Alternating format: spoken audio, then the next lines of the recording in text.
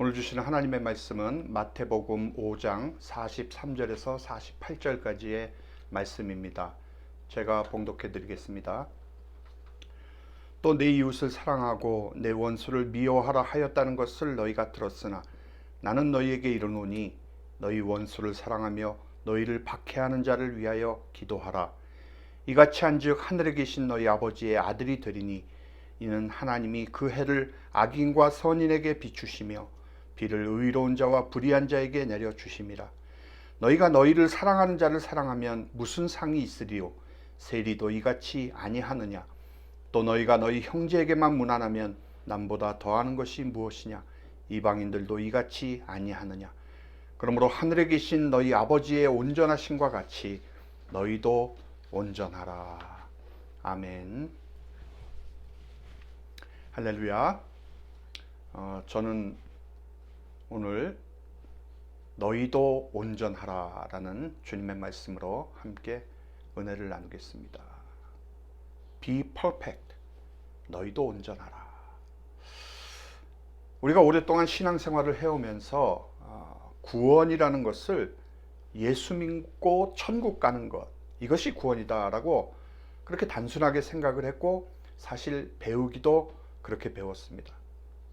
그러다가 시간이 지나면서 제가 목사가 되고 성경을 더 깊이 보게 되는 그런 과정을 거치면서 과거에는 발견하지 못했던 하나님 말씀 앞에 도전받는 그 과정을 거치면서 구원이라는 것이 그렇게 단순한 것이 아니구나 하는 것을 자꾸 느끼게 되었습니다. 그래서 성경을 보면 볼수록 하나님이 우리에게 주신 구원은 단순히 믿고 천국 간다라는 그 공식으로는 설명이 다 되지 않는 엄청난 차원을 갖고 있다는 것을 발견할 수가 있었습니다. 그러면 구원이 무엇입니까? 여러분, 구원은 우리가 하나님처럼 되는 것입니다. 믿으십니까? 좀 더 학문적인 말로 표현하자면 하나님의 형상으로 화하는 것, 이것이 바로 구원인 것입니다.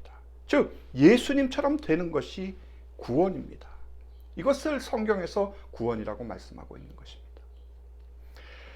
그리고 우리가 이제 하나님처럼 그 형상으로 되면, 예수님처럼 되는 것이 천국에 들어가서 실현되는 어떤 현상으로 보는 것이 아니라, 우리가 이 세상을 살면서 이 세상에서부터 하나님을 닮아가는 모습으로 점점 변해가는 것 자체를 하나님께서는 구원이라고 말씀을 하고 계신다라는 것이에요.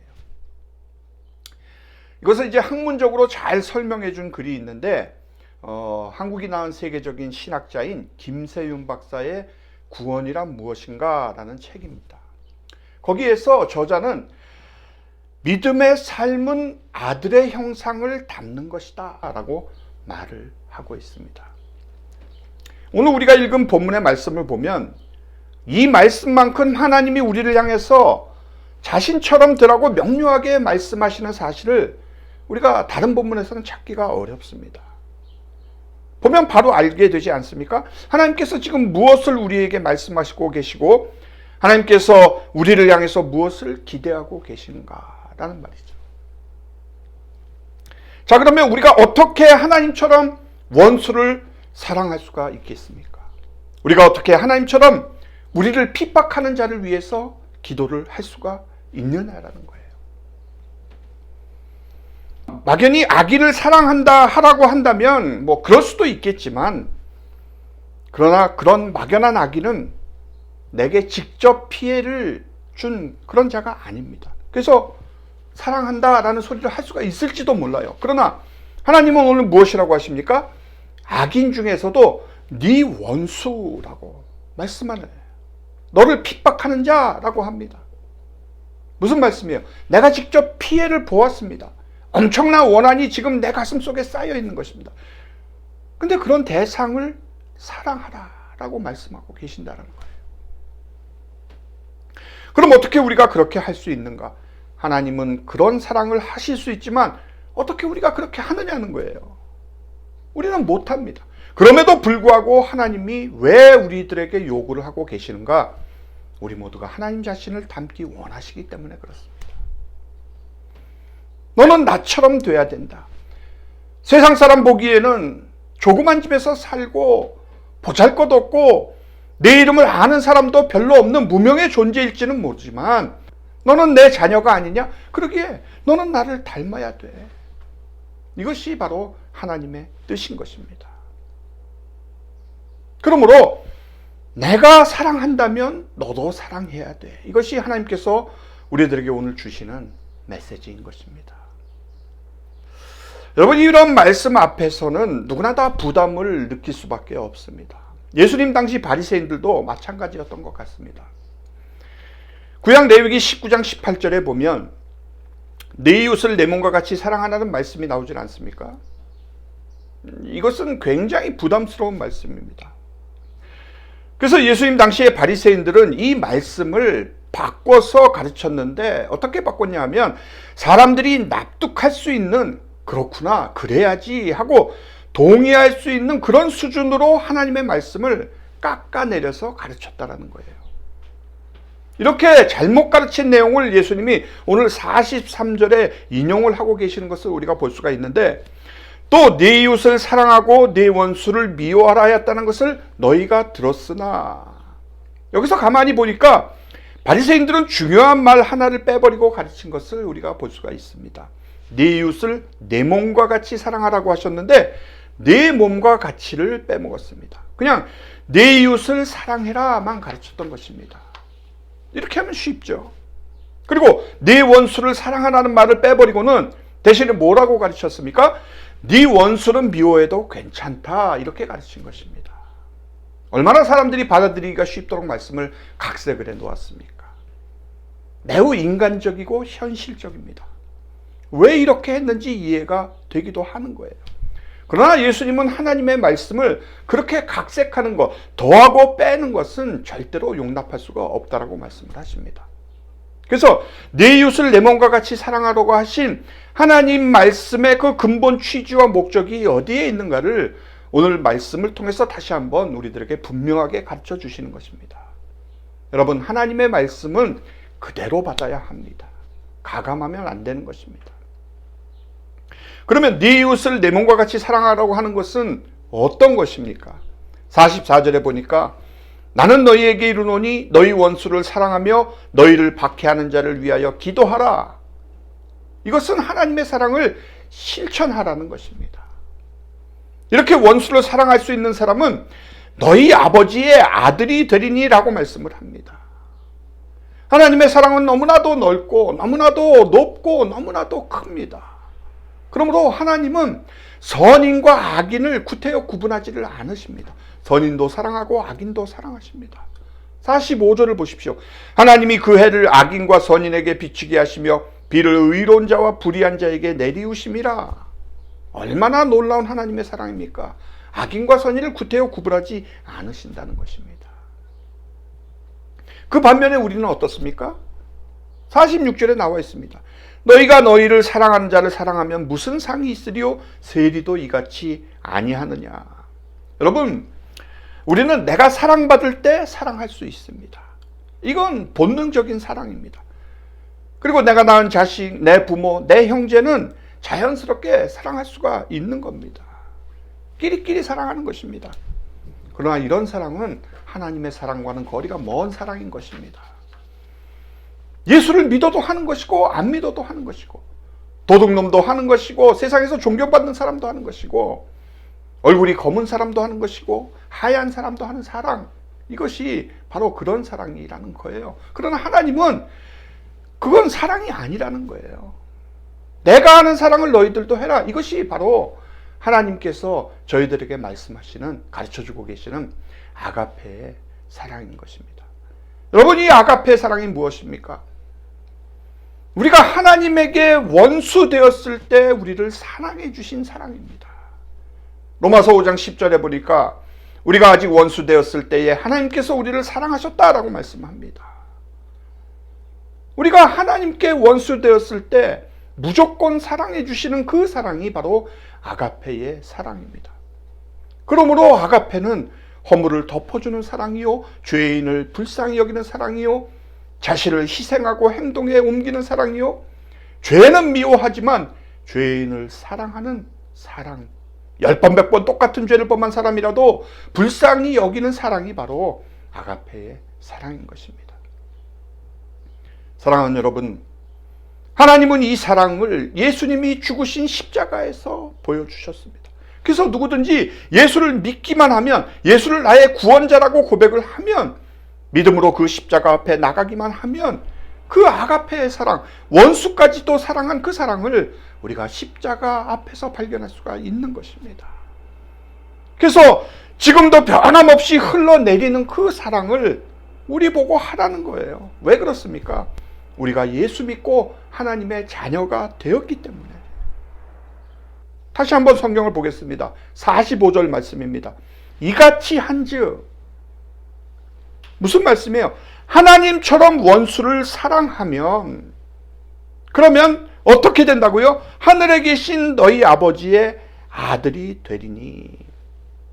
자, 여기 보시면 아들이 되리니 라는 말은 이렇게 바꿀 수도 있습니다. 아버지처럼 되리니, 아버지를 닮는 자가 되리니. 우리가 하나님처럼 사랑하면 하나님 아버지처럼 된다는 거죠. 아버지처럼 된다는 이 말을 또 한 번 바꾸어서 48절에서는 뭐라고 하시는지 아십니까? 그러므로 하늘에 계신 너희 아버지의 온전하심과 같이 너희도 온전하라. 아버지가 온전하신 것처럼 너희도 온전하라 라고 말씀하시는 거예요. 여러분, 하나님의 아들처럼 되는 것은 예수님처럼 되는 것이고, 예수님처럼 되는 것은 온전한 자가 되는 것이라고 말씀을 하는 것입니다. 온전하다는 이 말은 텔레이오스라고 하는 헬라 말인데, 이 말의 명사형이 텔로스입니다. 텔로스는 목표, 목적, 끝이라는 뜻을 가지고 있습니다. 그러므로 이 텔로스라는 말을 형용사로 바꾸면 목적에 일치하는 것, 목표에 이른다라는 뜻을 갖고 있다는 것을 우리가 발견할 수가 있습니다. 그렇다면 하나님께서 우리에게 자기처럼 온전하라고 하신 말씀에는 어떤 의미가 있을까요? 하나님께서 우리를 처음 창조하실 때 가지고 계셨던 그 목적에 합당한 사람이 되는 것을 말씀하는 것입니다. 창세기 1장 27절에 보니까 하나님이 자기 형상, 곧 하나님의 형상대로 사람을 창조하시되 남자와 여자를 창조하시고 라는 말씀이 나옵니다. 하나님이 우리를 창조하실 때 본래 의도는 자기와 똑같이 닮은 존재를 만드시는 것이었다라는 거예요.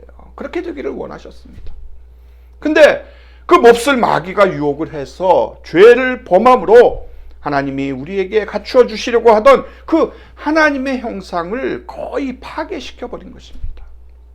여러분, 오늘 인간의 모습은 아무리 많은 교육을 시켜도 하나님의 형상보다 마귀의 형상을 더 담고 있지 않습니까? 아무리 잘 살고 아무리 부유하고 아무리 명예를 누려도 가만히 보면 마귀의 형상들입니다. 거짓말하고 그저 자기밖에 모르는 이 모든 것이 다 마귀의 형상인 것입니다. 그래서 하나님의 그 형상이 사정없이 무너지고 파괴가 되었습니다. 이것을 보시고 하나님이 너무나도 안타까우셔서 예수님을 세상에 보내시고 그 예수님을 통하여서 하나님이 어떤 분이신가를 보여주시면서 너희들이 나를 믿으면 너희는 나의 자녀가 되고 나의 형상을 회복하는 거룩한 백성, 즉 온전한 사람이 될 수 있다라고 말씀을 하신 것입니다. 이것이 바로 구원인 것입니다. 그러므로 우리가 예수님처럼 하나님처럼 온전한 자가 되기 위해서는 하나님이 사랑하신 것처럼 사랑을 해야 합니다. 바로 이 세상에 살 때부터 이 사랑을 실천을 해야 된다는 것입니다. 사랑하는 여러분, 하나님께서는 우리가 자신을 닮은 거룩한 자녀가 되게 하기 위하여서 우리가 예수를 믿자마자 우리로 하여금 거듭나게 하셨습니다. 거듭난다는 것이 무엇입니까? 하나님을 닮을 수 있는 씨, 그 생명의 씨를 내 안에 심어주셨다는 말씀입니다. 그 씨가 지금 우리 안에 자라고 있습니다. 신앙생활이 깊어지면 깊어질수록 그 씨앗은 잎이 나고 꽃이 피고 또 열매가 맺게 되어 있습니다. 죽은 씨앗이 아닌 것입니다. 생명의 씨앗입니다. 그 씨앗이 내 안에 자라고 있다는 것을 여러분 믿으시기 바랍니다. 오늘 우리가 이렇게 하나님 앞에 나와서 예배를 드리고 말씀을 듣는 이 시간에도 우리가 이 말씀을 들으면서 그 생명의 씨앗이 자라고 있는 것입니다. 이 씨앗이 자라면 자랄수록 우리는 누구를 닮아가겠습니까? 바로 하나님을 닮게 되어 있습니다. 하나님은 우리가 자기를 닮은 자가 되도록 하기 위해서 성령을 우리에게 주셨습니다. 그리고 성령을 통해서 우리는 예수 그리스도와 함께 십자가의 옛사람을 못 박게 하시고 이제는 내가 산 것이 아니요 내 안에 그리스도가 살도록 하셨습니다. 내가 살고 있다면 하나님의 자녀가 되기는 어렵지만 예수님이 내 안에 살고 계시기에 나도 예수님처럼 될 수가 있는 것입니다. 여러분 성경을 보십시오. 우리는 이미 우리의 정과 욕심을 완전히 십자가에 못 박은 자라고 했습니다. 그러기에 우리는 할 수 있습니다.